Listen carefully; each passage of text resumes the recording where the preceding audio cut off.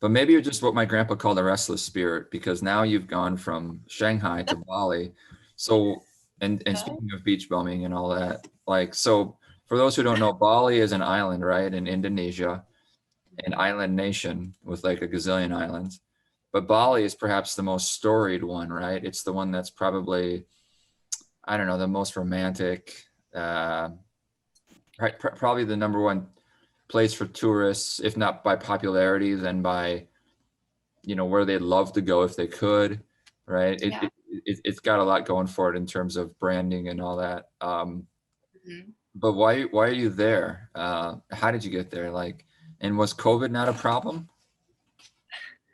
So when I thought about where I would do my digital nomad, because the original plan was 2020 was going to be the year I pursue this digital nomad journey, Yep, and then COVID happened, so it was kind of put on hold.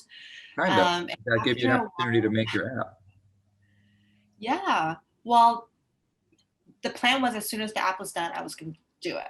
And I looked at a couple places, like somewhere in Thailand, like Chiang Mai or Koh Lanta. Those are very big Mm. digital nomad hubs. But then Bali recently just reopened its borders. So they have this special visa for people to come and visit. And the cost of living here is about probably half of Shanghai. So in fact, being in paradise is actually cheaper. That's how There, I looked at there's your campaign slogan. it. And also because Bali is such a well-known destination and a really popular tourist spot, the fact that it's COVID and there's no one here, Mm. it's almost like if it was Bali 20 years ago. So if anything, if not now, when, right? So I decided to look into it. I applied for a visa, and when I got approved, I booked the next flight over. Granted, it was 2 layovers in over 24 hours, where it could have been a direct for 5, Even but even totally worth. even from Shanghai, it was that long. Yeah, because in order to enter Bali now, you have to go through Jakarta, and from Shanghai to Jakarta, I needed a layover in Hong Kong. Besides longer flights, was there more red tape you had to go through to get there because of COVID? I mean, I get asked that a lot, but I feel like if you want to, Sure. it's possible. The good thing is Bali's a place that you can really have whatever experience you want. I live in a co-living space where there's like 10 units in this Mm. little villa, and everyone is pretty much here as part of this co-living, co-working program. And there are definitely people that would go on like weekend getaways because everything is really affordable Mhm. now, and the locals really appreciate it too. Like I honestly feel really spoiled being here because there's like no one on the street, there's no traffic, everything's really affordable right now. I'm guessing That Bali is like one of the places that has suffered a lot because yeah, um, the whole island is tourism. that's Yeah. why I'm sure they opened. I'm sure that's probably why they had this promotion. So how does Yeah. it work? Like, and how did you find out about it? Well, so I have been looking, just surfing the web, pretty regularly for a few months. Hmm. And I found this co-working, co-living space where it's pretty much, it's a co-working space. Plus they also have, know, accommodations that you can rent from them as well. Okay. So it's kind of like an all-in-one package. All you have to do is show up. You can go work at the co-working, you stay here. So it's pretty much like, you're So home away. that's who they're attracting, are people like you who can work remotely.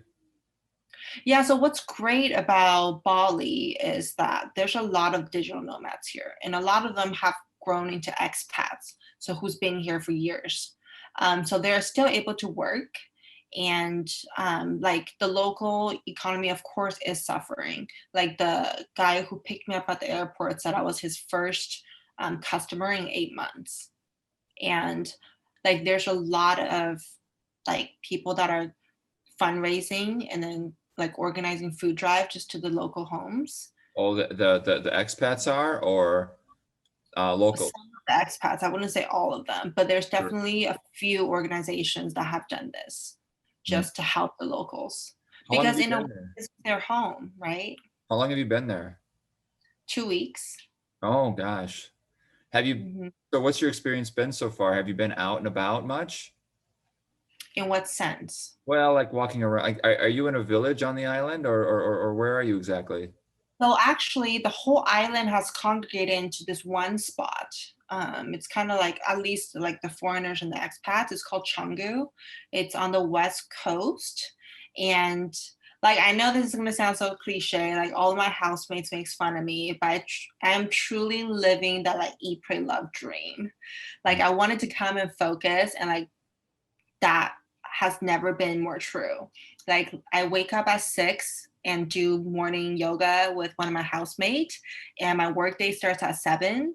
I'll work from 7 to about 2:30, and then I will do some light reading and like hang out by the pool for about an hour, and then 4 p.m. I go to yoga, and then that ends around like 5:30. So then I would then scoot to the beach, go for a sunset walk, and then find a spot and just watch the sunset every day. And then it's just so inspiring. And like if you think about it, it's really quite simple.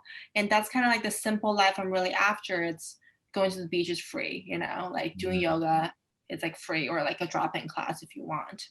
So But when you do these things, I mean, are there people, are there locals begging?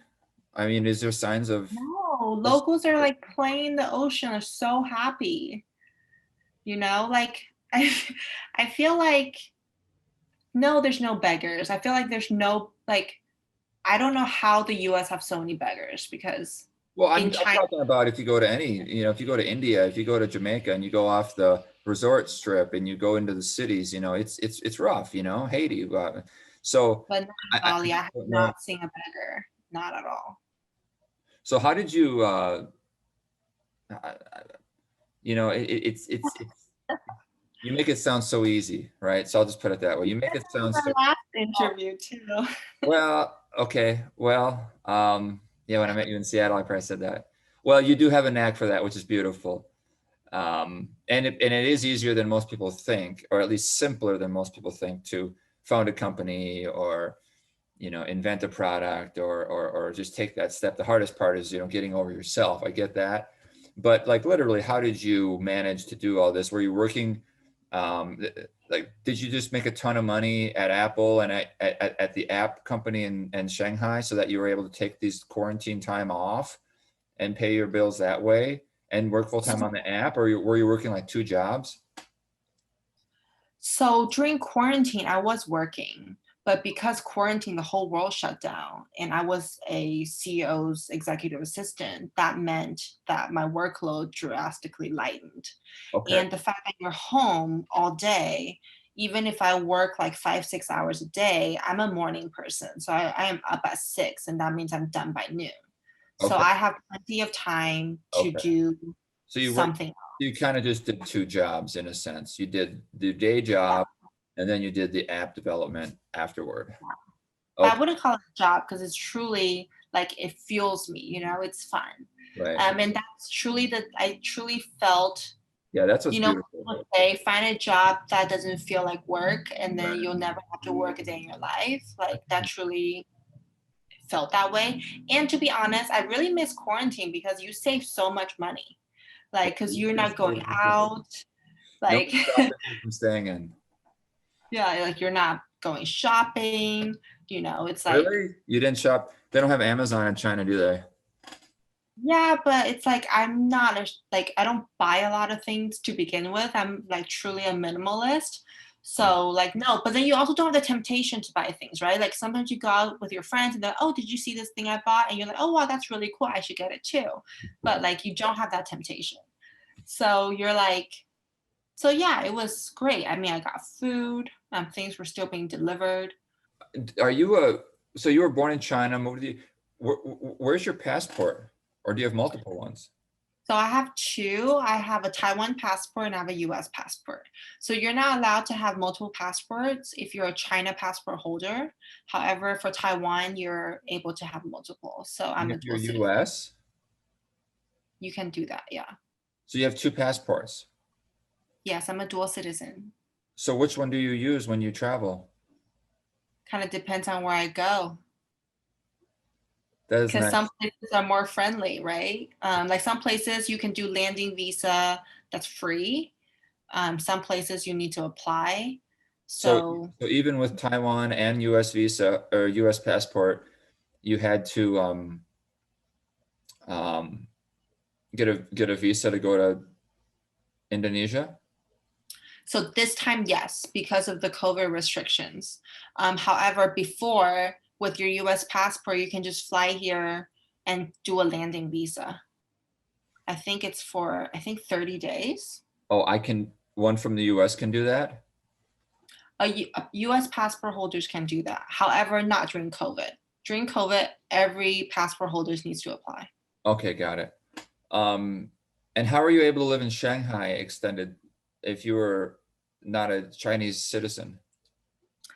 That's kind of where the gray line is because Taiwan is considered part of China. Oh, so So it's I am considered a a foreigner.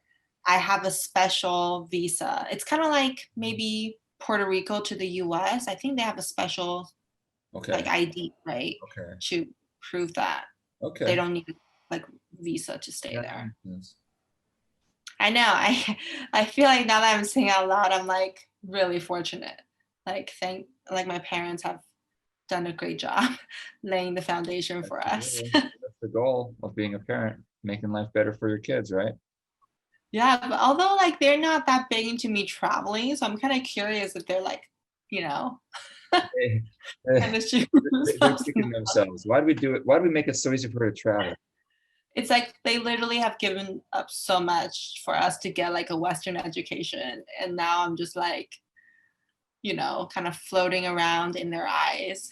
They're I probably think like, I think a lot what? of a lot of people our parents' age are, perhaps confused. Well, everyone's confused these days, it seems like, um, but yeah, like the standard of get your education, get a, kind of that script has changed.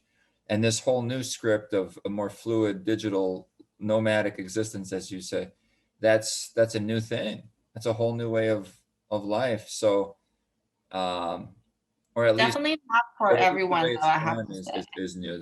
Yeah. It being able to do everything online is new. So that Yeah. yeah, that's definitely a different script. But um, yeah, my mom's the same way. She doesn't like my travel because she worries about my safety. Oh, Yeah. that's very mother like. Yeah. Yeah. Um, yeah, East Africa was really hard. She saw some shows on like Discovery Channel or National Yeah. Geographic Channel about deadly diseases. And then she's like, there's a deadly disease in Tanzania. Oh man. Yeah, there probably is. Yeah, I know, I know. Yeah, it's I feel like if you just see the world through media, it's really the scariest thing ever. Like, but when you travel, I feel like you really notice the kindness, at it's least from definitely my experience. it, Yeah. it's definitely different. Stereotypes are a funny thing. They capture the most, I don't know, they capture a segment, they capture a part of it, of whatever it is. Like you go to a bad neighborhood and Hmm. 95% of the time it's you walk down the sidewalk and you would have no idea you were in a bad neighborhood. Mm. There's no crime. Yeah, the houses aren't as nice, but um, it's not like there's drug dealers on every corner, but that 5% makes all the difference. Um, Yeah. and it still means 1 out of 20 times you're going to see something, bad. So it is bad, but it's the vast majority of time it's not. And that's kind of how I see too, like traveling Yeah. to the developing countries. Yes, there's malaria and worse in Tanzania, but 99% of people go there and come back and it's not a problem. So, you So if know, that's the case, when are you coming to Bali? yeah, it is awfully serendipitous because I just wrote a post on Facebook kind of like going, hey, has anyone thought about this winter? Because I live in Minnesota and the winters here are long and dark and cold. And I said, it just, because I was driving into the city, like, because I live a little ways out of Minneapolis, about half hour. And I was driving into the city for something and it just hit me on that drive for whatever reason. Like it was sometime in October, I think. And I thought, uh, I'm not going to be going into the city for any salsa dancing all winter, am I? And it just dawned on me the projection to the length of how long this is going to last, and then it just sort of the weight of all that time was like, oh man, it's going to be another this many months of this, and so I thought, what are we going to do about that? And I wrote, are people planning on getting away? Like, are they planning on like leaving the country or leaving the state at least to get somewhere where they can be a bit more free? And then you run into the risk of beating your chest for the cause of freedom and you sound like a tea party or something, and then people won't like that because it gets so political. But I mean, I was like, should I go to another state where they do allow salsa dancing? Because I got to get out of this apartment. I can't be in here all winter. Hmm. And then someone said, I'm going to go to Mexico. Two people said that actually. And I wondered how it was down there, and I learned a little bit about that. And then now I'm talking to you and you're like, come to Bali. And it is tempting. I'll look into it. I'll look into it. I The think it's more like what do you want, because I feel like honestly when I booked Bali, I didn't tell a single person. I Mm, didn't tell anyone until I fully booked and confirmed everything. And then it's more about informing them because I didn't want anyone's opinion to like change my decision. I knew this was what I really wanted to do. And mm, but I knew that if other people didn't agree, like I would doubt it, you know? mm. So it's more like what kind of winter do you want? Yeah, I love how you've opened up the door to that potential. So I'm very grateful for that. Thank you. Because it has opened my mind to like, why not Bali? The thing about U.S. travelers is they usually go, not that I have to, of course, but they'll go to Costa Rica, they'll go to Mexico. They'll stay Yeah, in the hemisphere because it's just a lot easier, the time yeah, change, no jet lag and all that. But yeah. um, And it's nice. The food is delicious. Well, in Mexico. it is good. I love the Caribbean. And Central America. I was in Guatemala. That was actually my first international trip, and so it'll always have a special place in my heart because you have that first experience. Yeah. I I've didn't never been travel to Central internationally as a child, America. so No. what's that? I've never been to Central America. It's where I first met backpackers. I was like 25. It took Yeah. me a while to travel abroad. I was Yeah. 25 and I met these backpackers and I'm still friends with them on Facebook and the whole Yeah. backpacking culture. I just was like, wow, this is really beautiful and fun. And uh, so we actually said recently, let's go back there for like a reunion. Oh, that'd be so fun. I love like Beautiful reunion with here. like travelers you meet along the road. Yeah, we're Just because, like, let's go back yeah, to a 15-year reunion or something, or 20-year reunion. That would be 2026 or so. Um, sounds awfully far away. that sure does. That sure does. I guess we might have to plan for our 15-year anniversary next summer or next year.